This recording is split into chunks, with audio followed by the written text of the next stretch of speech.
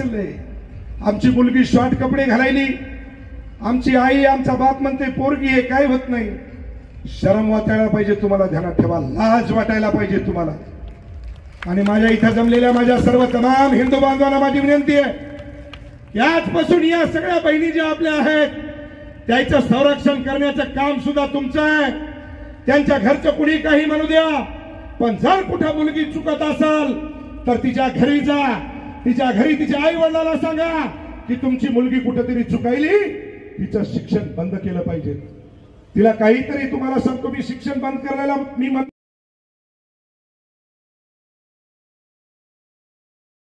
आणि धर्म स्वीकारल्याच्या नंतर तिच्यापासून जे संतान पैदा होतं तेच आपल्या देशावरती अतिक्रमण, तेच आपल्या देशावरती हिंदूवरती काय करायले मित्र, चढाई करायले, तेच आतंकवादी खरे आहेत, ध्यानात ठेवा.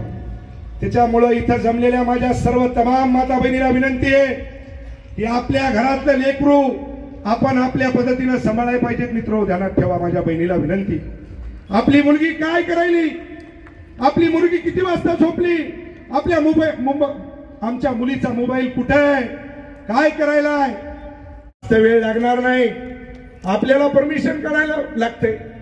ज्या हिंदुस्थानामध्ये आम्ही राहतो आणि त्या हिंदुस्थानामध्ये जर आपल्याला माझ्या राजा संभाजी महाराजाची, माझ्या राजा छत्रपती शिवाजी महाराजाची रामनवमीसाठी जर आपल्याला परवानगीची गरज पडत असेल तर मला वाटते मी आमदार म्हणून सुद्धा घेण्याच्या लायकीचा नाही, ध्यानात ठेवा. या मताचा माणूस आहे मी.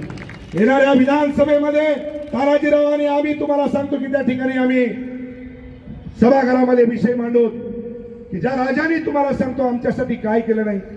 या माझ्या आया बहिणीच्या कपाळावरती जे कुंकू सजले ना, माझा राजा छत्रपती शिवाजी महाराज जर नसते ना तर मला वाटतं आपल्या कपाळावरचं कुंकू सुद्धा सुरक्षित राहिलं नसतं. हे आपल्याला शिकवायचे मित्र, ध्यानात ठेवा, ही आपली गरज आहे काळाची.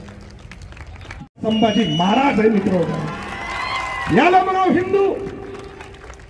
आजकालची परिस्थिती अशी झाली, सरपंच तुला करतो जात बदलतो का, खटकन बदलायले जात मात्र चुकतो लगेच.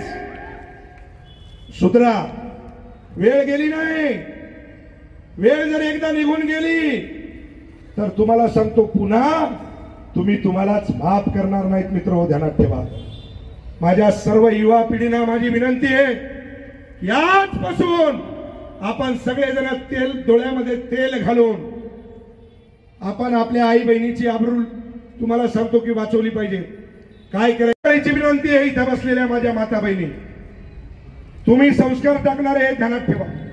यांचे कदाचित तुम्हाला सांगतो कामाच्या वेथानं लक्ष राहत नाही, पण आपल्या आईचं लक्ष काटेकोरपणे असू शकतं मित्र, ध्यानात ठेवा. आपल्या आईनं आपल्या मुलीवर संस्कार टाकले पाहिजेत. जर तुम्ही संस्कार जर टाकले नाहीत तर मला वाटते आपल्याच घरातला आपलाच नातू, म्हणजे नातूच म्हणणं लागणार त्याला, आपल्यावरच स्वार होणार आहे, ध्यानात ठेवा. माझ्या राजा संभाजी महाराजांनी किती छळ केले हो, डोळे काढले, बोट कापले, हाताचे पायाचे, नाक कापलं, तोंड कापलं, जीभ कापली, कान कापला, एक एक अवयव तुम्हाला सांगतो की अलग केला. पण माझा राजा संभाजी महाराज होऊन गेला, केसा इतकाही झुकला नाही.